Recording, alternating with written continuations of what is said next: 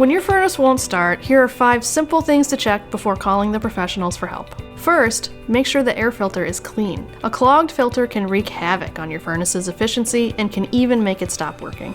Second, you may want to check the on switch to make sure it didn't get bumped to off. Third, check the power supply to the furnace. A blown fuse could be the issue. Fourth, check your pilot light. If it's not lighting when your furnace attempts to turn on, this could be the issue. Fifth, it could be your thermostat not communicating with your furnace. Make sure your thermostat's on and functioning, and that it's set to a temperature that will cause your furnace to turn on. If it's none of those things, we recommend calling the professionals.